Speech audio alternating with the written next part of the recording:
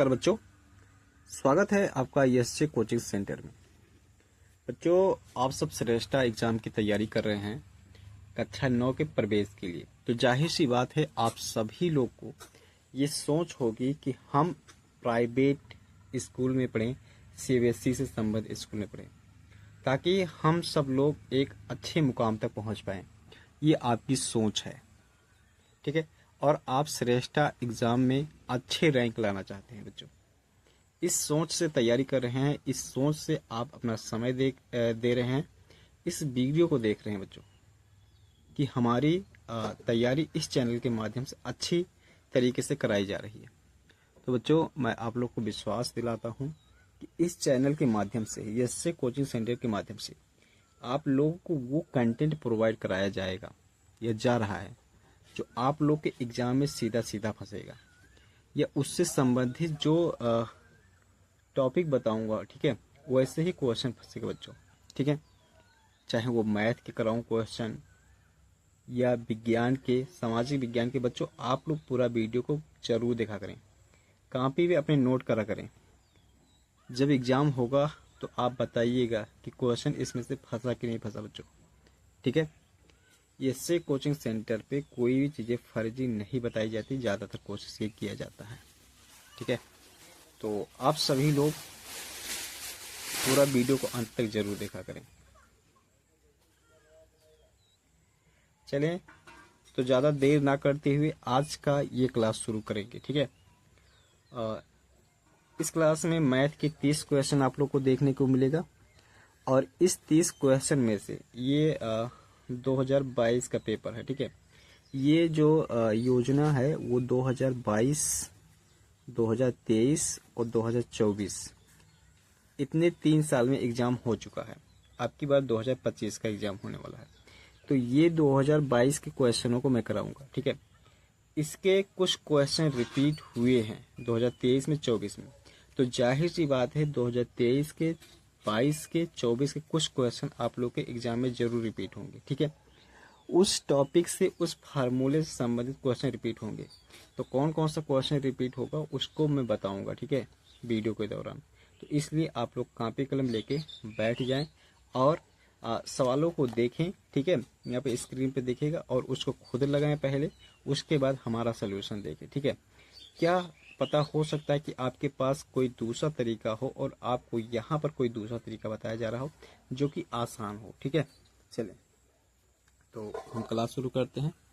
देखिए बच्चों, यहाँ पर मैथ का फर्स्ट क्वेश्चन है आप लोग को, ठीक है, दिख रहा होगा। लिख रहा है कि 52,698 के वर्ग का इकाई का अंक है। ये क्वेश्चन रिपीट हो ही जाता है बच्चों, ठीक है। ये क्वेश्चन, ठीक है, कभी कथन के रूप में आ जाता है, कभी ऐसे ही रहता है, ठीक है। तो कह रहा है, देखो इसको कैसे करोगे। अब आप ऐसे तो नहीं करोगे ना कि 52,698 इसका वर्ग तो नहीं करने जाओगे, ठीक है। इसको वर्ग करना भी नहीं है आप लोग को बच्चों, ठीक है, क्योंकि वर्ग करने जाओगे तो बहुत दिक्कत हो जाएगा। आप इसका 2 बार लिख के गुणा करोगे, फिर तो ये ऐसा नहीं करना आपको। देखो क्या करना है, जब भी इस प्रकार से क्वेश्चन आएगा तो आप लोग क्या करना, ये जो इकाई का अंक है, ठीक है, उसी को ले लो, ठीक है। इकाई का अंक का कर दो स्क्वायर, तो कितना हो जाएगा, 64 हो जाएगा। अब इस 64 में इकाई का अंक क्या है बच्चों, इकाई का अंक क्या है, 4 है ना। तो यही ऑप्शन सही हो जाएगा, 4 ऑप्शन ही सही हो जाएगा। तो इस तरीके से हम कह सकते हैं पहले का पहला वाला ऑप्शन सही है, ठीक है। चले दूसरा क्वेश्चन देखते हैं। मैं कोशिश कर रहा हूं कि आप लोग को बहुत ही आसान तरीके से, बहुत ही सरल शब्दों में समझाते चलो, ठीक है, ताकि आप लोग को समझ में आए। देखो अगला क्वेश्चन है, कह रहा है कि एक पाइथागोरस त्रिक ज्ञात कीजिए जिसकी एक संख्या 18 है। तो इसको समझ जाइए कि जब एक संख्या दिया होता है तो पाइथागोरस त्रिक कैसे ज्ञात करते हैं, ठीक है। उसके लिए सूत्र ये है, ठीक है, जब जो दिया हुआ नंबर है वो इवन नंबर है, इवन नंबर है अर्थात सम संख्या है, ठीक है। तो उसको हम लोग कैसे पाइथागोरियन ट्रिपलेट कैसे ज्ञात करेंगे, देखिए यहाँ पर, ठीक है। इसको आप लिखेंगे 2m, ठीक है। उसके बाद m² -1 और m² +1, इस तरीके से हम लोग अब ये जो यम इस 2m है, ठीक है, ये दिया हुआ नंबर रहता है, ठीक है। तो यहाँ पर देखें हमें कितना दिया हुआ है, 18 दिया ना, 18 सम संख्या, तो यहाँ पर 2m बराबर कितना हो जाएगा, 18। तो m बराबर कितना हो जाएगा, 18/2 ना, तो ये कितना हो जाएगा, 9 हो जाएगा। तो m बराबर कितना हो गया, 9 हो गया ना, ऐसा हो गया। अब फिर देखो यहाँ पर, अब हम m की वैल्यू इसी में रख के ये पाइथागोरस त्रिपलेट निकाल लेंगे। तो देखो 2 × 9, 9 का स्क्वायर -1, 9 का स्क्वायर +1, तो 9 दूना 18 हो जाएगा। और यहाँ देखो 9 9 81, 81 में से एक रहेंगे 80 हो जाएगा, 9 9 81 और 1 82 हो जाएगा। तो ये नंबर हमको मिला है, ये नंबर पाइथागोरियन त्रिपलेट है। तो ये कौन सा ऑप्शन सही है, ये चौथा ऑप्शन सही है। अब यहीं पर कोई बच्चा ये पूछ सकता है कि सर जी अगर क्या हो कि जब ये ऑड नंबर दिया हो, ठीक है, ये ऑड नंबर दिया होता, मतलब कि विषम संख्या होता, कि जैसे 5 होता, तब हम कैसे निकालते हैं। तब देखो क्या करते हैं आप लोग, तब इसको जो दिया हुआ नंबर है उसको यम मान लेते हैं, ठीक है, दिया हुआ नंबर को क्या मान लेंगे, यम, ठीक है। उसके बाद यहाँ पर फार्मूला जो हो जाएगा m² -1/2 और m² +1/2 ऐसे हो जाएगा, ठीक है। अब यहाँ देखो 5 ऐसे रख दो, यहाँ पर क्या हो जाएगा, 5² -1 मतलब 5 का स्क्वायर कितना हो जाएगा, 25 -1 24, 24/2, तो ये 12 आ जाता, ठीक है। इसी प्रकार से यहाँ देखिए 5 का स्क्वायर 25, 1 26 और 26/2, ठीक है, तो ये 13 हो जाता, ठीक है। तो ये भी एक पाइथागोरियन त्रिपलेट है, ठीक है बच्चों। तो इस तरीके से यहाँ पर ज्ञात करते हैं। तो ये वाला भी आप लोग ध्यान रखिएगा कि जब अगर विषम देगा तो ये वाला फार्मूला लगा के लगाना, ठीक है। क्लियर है इतनी बातें बच्चों, ठीक है। चलो इतनी बातें बच्चों को क्लियर हुई होगी आप सभी लोगों को, ठीक है बच्चों। आप सभी लोग वीडियो को लाइक और नए हैं तो चैनल को सब्सक्राइब जरूर कर लें बच्चों, ठीक है, क्योंकि आपको पता है कि इस चैनल पे इसी प्रकार से कंटेंट प्रोवाइड कराए जा रहे हैं जो आप लोग की तैयारी में मददगार साबित हो रहा है, ठीक है। चलो अगला प्रश्न देखते हैं। यहाँ पर तीसरा नंबर को आप लोग को दिख रहा होगा, लिख रहा है कि द क्यूब ऑफ 0.04। तो जब इस प्रकार से क्वेश्चन दे देता है, ठीक है, तो बच्चों को थोड़ा सा प्रॉब्लम होती है। तो क्यूब कह रहा है मतलब इसके घात पे 3 लगाएंगे। अब यहाँ पर मैं जो तरीका बता रहा हूँ उसको ध्यान देंगे। देखो 0.04 ऐसे लिखो, 0.04 ऐसे लिखो, 0.04 ऐसे लिखो, ठीक है। अब यहाँ पर अब आपको इस सब का गुणा कर लो, तो 4 चौक 16, 16 चौक के 64 लिख लो ऐसे, ठीक है। एक चीज यहाँ पर अब जो चीजें ध्यान रखनी है उसको समझिए। पॉइंट के बाद कितने अंक है, 2, पॉइंट के बाद कितने अंक है, 2, पॉइंट के बाद कितने अंक है, 2, मतलब 6 अंक है। इसका मतलब यहाँ पर पॉइंट के बाद 6 अंक होना चाहिए। तो 2 तो पहले है, 4 0 लगा दो ऐसे, ठीक है, 6 अंक हो गया। इसके बाद यहाँ पर ऐसे लगा दो। तो इसका जब 0.04 का क्यूब करोगे तो इतना आंसर आएगा, ठीक है। देखिए कौन सा ऑप्शन सही है यहाँ पर, ठीक है। चौथा ऑप्शन आप लोगों को सही दिख रहा होगा, ठीक है। तो चौथा ऑप्शन इसका सही हो जाएगा। चलिए ये तीसरा नंबर क्वेश्चन था। अगला प्रश्न देखते हैं। अगला प्रश्न है चौथे नंबर में, ठीक है। कह रहा है कि अंकित ने एक वस्तु 875 में खरीद कर 750 रुपए में उसे बेच दिया, उसका लाभ हानि प्रतिशत है। तो सबसे पहले यहाँ पर ये समझना यहाँ पर आवश्यक है कि लाभ हो रहा है कि हानि हो रहा है, ठीक है। तो अगर वैसे ही देखो अंकित ने एक वस्तु 875 रुपए में खरीदा ना, 875 में खरीदा और 750 में बेचा, तो जाहिर सी बात है नुकसान हो रहा है, ठीक है। तो हम हानि निकाल लेते, कितना हुआ हानि, कितना हुआ 875 माइनस 750, ठीक है। देखो कितना यहाँ पर बचेगा, तो 5 2 और यहाँ पर हो जाएगा 125 हो जाएगा, ठीक है। 125 रुपए का नुकसान हो रहा है। अब इसको प्रतिशत में बदलो, तो हानि प्रतिशत हम लिखेंगे यहाँ पर, हानि प्रतिशत, ठीक है। तो ये कितना हो जाएगा, हानि बटे क्रय मूल्य गुणे 100%, ऐसे कर लेंगे। तो अब देखो हानि कितना है 125, क्रय मूल्य कितना है 875, उसके बाद यहाँ पर 100 से गुणा हो जाएगा, ठीक है। चलो अब इसको काटते हैं। तो अगर मैं यहाँ पर 5 से काटता हूँ तो 5 25 25, 5 दूना 10 और हो जाएगा, चलो 5 से ही काटते हैं इसको, तो 5 दूना 10 हो जाएगा और 5 25 25, 5 एक 5 हो जाएगा और यहाँ बचेगा 3 और 7 और 5 7 35, 5 25 25 हो जाएगा। ठीक है, चलो फिर 5 से काटो तो 5 या 15, 5 25 25 और यहाँ पर हो जाएगा 5 25 25, फिर 5 7 35। ठीक है, ऐसे तो यहाँ पर जो बचेगा वो 100/7 बचेगा। ठीक है, अब 100/7 को हम लोग इसको भिन्न में बदलते हैं तो 7 एकम 7 हो जाएगा, यहाँ पर बचेगा 3, ये 0 हो जाएगा, 7 चौक 28 ऐसे हो जाएगा, तो यहाँ पर 2 बचेगा। ठीक है, देख पा रहे होंगे आप लोग।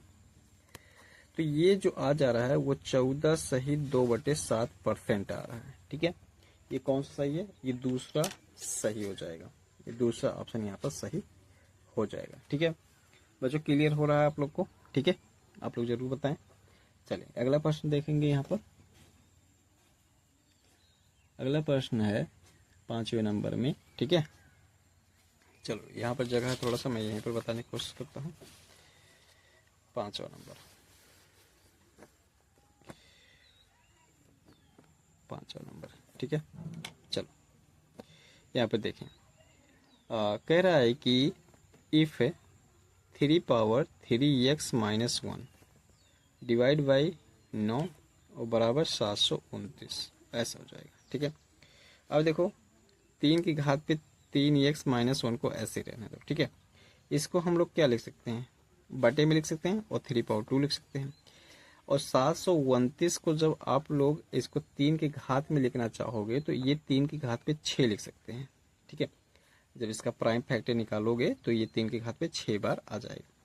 अब आप लोग को पता होगा कि घातांक के नियम से कि ये क्या हो जाता है कि जब ये ऊपर जाता है तो इसके घातें घट जाती हैं। तो देखो क्या हो जाएगा, 3x - 1 - 2 हो जाएगा बराबर 3 पावर 3x हो जाएगा। ठीक है, अब देखो 3x - 3 हो जाएगा और बराबर 3 की घात पे 6।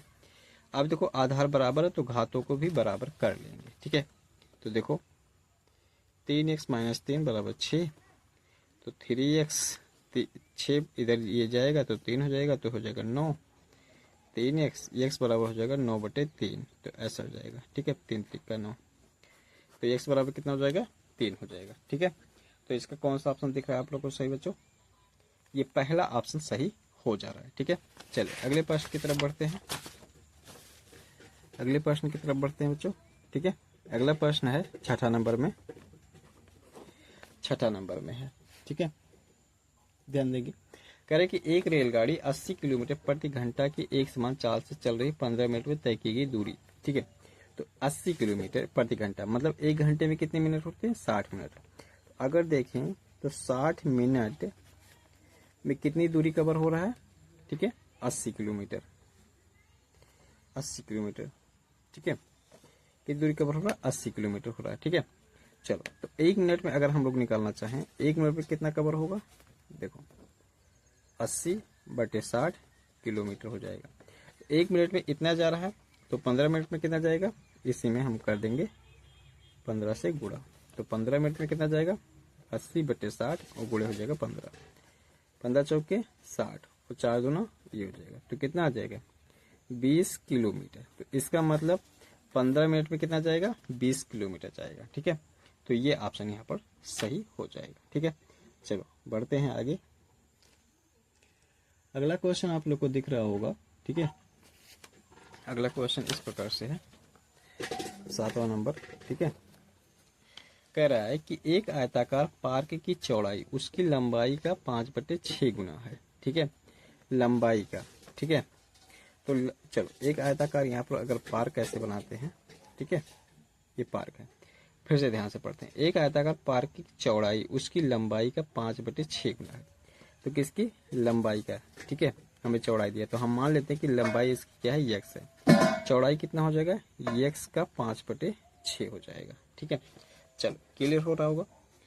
राहुल पार्क के 2 चक्कर लगाता है और 1540 मीटर की दूरी तय करता है। ठीक है, चले तो यहाँ पर अगर इसका 2 चक्कर लगाएगा, मान लो यहीं पर है। ठीक है, यहाँ से ये आया ऐसे, फिर आया, फिर आया, फिर पहुंचा यहाँ पर, फिर एक चक्कर लगाया, मतलब 2 चक्कर लगाया, और ये कितना दूरी तय किया, 1540। तो हम क्या करते हैं कि एक बार के चक्कर का दूरी निकाल लेते हैं, तो हमें जाहिर सी बात है परिमाप निकालना होगा, उसको उसमें 2 से गुणा कर देंगे तो 2 बार की दूरी निकल जाएगी। ठीक है, चलो तो हम यहाँ पे लिखते हैं, हम लिखेंगे परिमाप। देखो बच्चों, यहाँ पर मैं बहुत ज़्यादा आप लोग को लिखूंगा नहीं सब, ठीक है, क्योंकि यहाँ पर आप तैयारी कर रहे हैं, ना कि आप क्लास की चीज़ों को पढ़ रहे हैं। ठीक है, तो मैं बहुत सारा यहाँ पर डिटेल में यहाँ पर शब्दों को नहीं लिखूंगा। ठीक है, तो परिमाप यहाँ पर क्या हो जाएगा, देखो एक का परिमाप निकालने के लिए एक चक्कर का ये 2 गुणे होता है, यल प्लस बी होता है, मतलब लंबाई प्लस चौड़ाई होता है। तो जब इसी में हमें 2 चक्कर का निकालना है तो 2 से गुणा कर देंगे। अब देखो 2 दूना 4 हो जाएगा, इसको ऐसे ही रखो। ठीक है, यल यल मतलब लंबाई x हो जाएगा, और चौड़ाई कितना हो जाएगा, 5x/6 हो जाएगा। ठीक है, चलो, और यहाँ पर दिया हुआ परिमाप कितना दिया हुआ है, दिया हुआ है 1540। ठीक है, तो 1540 को यहाँ पर लिख देते हैं, और इसको देखो इधर 75 करेंगे तो बट्टे में आ जाएगा 4, और यहाँ पर देखो 6x + 5x/6 हो जाएगा। ठीक है, ऐसा हो गया। फिर यहाँ पर देखो 4 से अगर इसको हम काटना चाहें तो 4 × 12, और बचा यहाँ पर 4 × 12, और बचा 3 और 4। ठीक है, तो अभी रहने देते हैं बच्चों, अभी काटते हैं। ठीक है, इसको देखते हैं, 1540 और बट्टे हो जाएगा 4, ऐसे रहने देते हैं, और यहाँ पर देखो हो जाएगा 11x/6। ठीक है, चलो 2 से काटते हैं, 2 × 3 = 6, 2 दूना 4। फिर इसको 2 से काट देते हैं, 2 × 7 = 14 हो जाएगा, और 2 × 7 = 14, 740। ठीक है, 740, और यहाँ पे कितना हो जाएगा, 770 हो जाएगा सॉरी, और गुणे 3 और बटे हो जाएगा 11 x। तो ये देखो 11 × 7 = 77। ठीक है, 70 आ जाएगा, और 7 × 21 210 आ जाएगा। तो x की वैल्यू कितनी आ गई, 210 आ गई। ठीक है, तो मतलब यहाँ पर लंबाई जो मिल जा रहा है वो 210 मिल जा रहा है। ठीक है, तो चौड़ाई क्या हो जाएगा, चौड़ाई कितना दिया है, 5x/6, तो 5 × 210 और बटे 6। तो चलो इसको 3 से काटते हैं, 3 × 7 = 21, 3 दूना 6, और ये 35 हो जाएगा, और 5 × 5 = 25, 5 × 15, 15 दूनी हो जाएगा 17, 175। ठीक है, 175 मीटर। तो कौन सा सही है, चौथा ऑप्शन आप लोग को सही दिख रहा होगा, 210 मीटर और 175 मीटर। ठीक है, तो इसमें चौथा ऑप्शन ये सही हो जाएगा। ठीक है, चलिए बढ़ते हैं अगले क्वेश्चन की तरफ। अगला क्वेश्चन है यहाँ पर 8 नंबर में। ठीक है, कह रहा है कि राम के पास समान मूल्य का पर भूमि का टुकड़ा खरीदने के लिए निम्न 2 विकल्प हैं। ठीक है, तो देखो आपके पास भी अगर इस क्वेश्चन को थोड़ा सा समझने वाला है। ठीक है, अगर आपके पास भी 2 जमीन का टुकड़ा है, भूमि का टुकड़ा है, और उसको एक सेम रेट पे मिल रहा है। ठीक है, ठीक है, तो आप किसको खरीदोगे, वर्गाकार को खरीदोगे कि आयताकार को खरीदोगे। ठीक है, और जिसकी एक भुजा दिया हुआ है। तो देखो इसमें हम क्या करेंगे, हमें ऐसा करना होगा कि सबसे पहले हम चेक करेंगे कि इसमें एरिया ज़्यादा मिल रहा है। ठीक है, उसी में हम खरीद लेंगे। तो चलो यहाँ पर उसी प्रकार से इसको देखो, किसको खरीदेंगे यहाँ पर बताना है। तो देखो एक यहाँ पर वर्ग दिया हुआ है ऐसे, ये आप लोग को थोड़ा बहुत वर्ग का टाइप तो नहीं दिखा, लेकिन ये वर्ग ही है, मान के चलना है ऐसा। ठीक है, ये वर्ग है, और ये क्या है, ये आयत है। ठीक है, और इसकी जो लंबाई दी गई 36 दिया गया है, और इसका 10 दिया गया है। तो अगर इसका एरिया निकालोगे, एरिया तो लंबाई गुणे चौड़ाई होता है। ठीक है, एल बी होता है, तो ये 360 आ जाएगा। ठीक है, 360 मीटर स्क्वायर। ठीक, ऐसे। ठीक है, चलिए अगर इसका देखेंगे तो हमें क्या करना होगा, 21 × 21 करना होगा। ठीक है, एरिया क्या होता है, भुजा गुणे भुजा होता है, मतलब 21.4 गुणे 21.4। ठीक है, तो जब इसका गुणा करने लग जाओगे यहाँ पर, ठीक है, तो ये देखिए कितना आ जाएगा, इसका जब गुणा करोगे तो ये आ जाएगा 457.96 मीटर स्क्वायर। अब आप इसको देख के बताइए किसका एरिया ज़्यादा है, वर्ग का एरिया ज़्यादा है कि आयत का ज़्यादा है। तो आप कौन सी भूमि लेना पसंद करोगे, आप खुद ही बताओ। जाहिर सी बात कहोगे सर जी इसमें 457 मीटर स्क्वायर एरिया मिल रहा है, इसमें 360 ही मिल रहा है, तो जाहिर सी बात है हम वर्ग वाला भूमि लेना पसंद करेंगे। तो अब इसमें ऑप्शन आप बताओ कौन सा सही हो जाएगा। इसमें ऑप्शन देखो सिर्फ ए। कौन सा ऑप्शन सही हो जाएगा बच्चों, सिर्फ ए। ठीक है, तो ए वाला ऑप्शन इसमें सही है। ठीक है, चलिए बढ़ते हैं अगले क्वेश्चन की तरफ। यहाँ पर चले अगला प्रश्न है यहाँ पर 9 नंबर पे कह रहा है कि एक कथन दिया हुआ, एक रीजन दिया हुआ। ठीक है, तो पढ़ते हैं क्या दिया हुआ है। देखो लिखा हुआ है नीचे 2 कथन दिए गए हैं, एक अभिकथन ए असर्षण के रूप में लिखित है, तो दूसरा उसके कारण के रूप में। लिख रहा है अभिकथन ए में, एक बच्चे द्वारा एक दिन में स्कूल में व्यतीत किया गया समय 6 घंटा है। पाई चार्ट का केंद्रीय कोण, ठीक है, 6/24 × 360 = 90। ठीक है, तो देखो बच्चों आप लोग को पता है कि पूरा 24 घंटा होता है।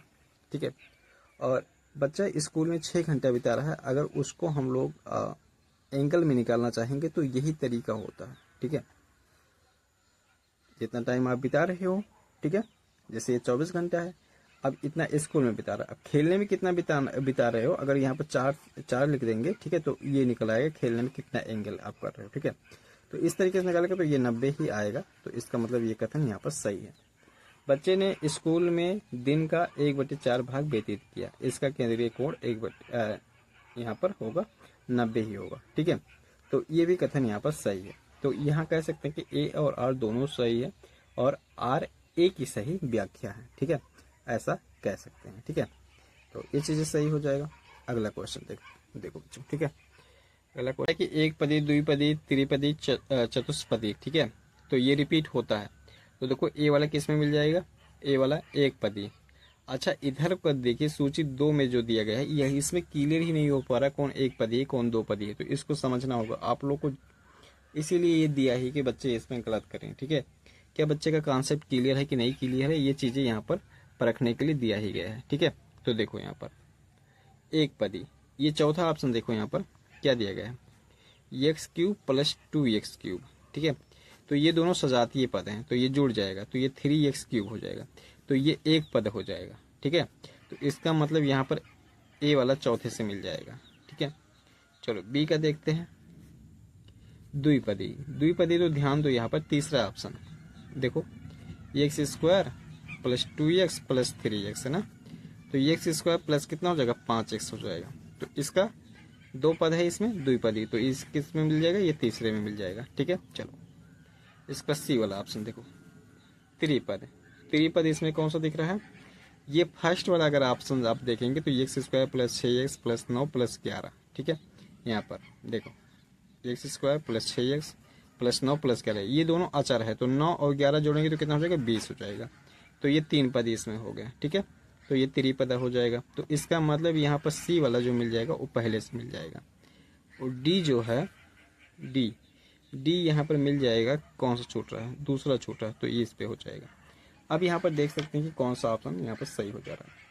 तो ए का चौथे पे देखो, यहाँ पर दूसरा ऑप्शन ही साफ साफ दिख रहा है, यही सही हो जाएगा। ठीक है बच्चों, तो और बच्चे भी 20 क्वेश्चन आप लोग को नेक्स्ट वीडियो में देखने को मिलेगा। तो आज के लिए इतना ही। ठीक है, क्योंकि थोड़ा कुछ यहाँ पर नॉइस ज़्यादा आ रहा है, इसलिए हम आज का ये क्लास वाइंड अप करते हैं। ठीक है, तो मिलता हूँ किसी दूसरे वीडियो में। वीडियो अच्छा लगा तो वीडियो को लाइक जरूर करें, नए हैं तो चैनल को सब्सक्राइब कर लें। संपूर्ण तैयारी इसी चैनल पे ही आप लोग की हो जाएगी। ठीक है, चले धन्यवाद।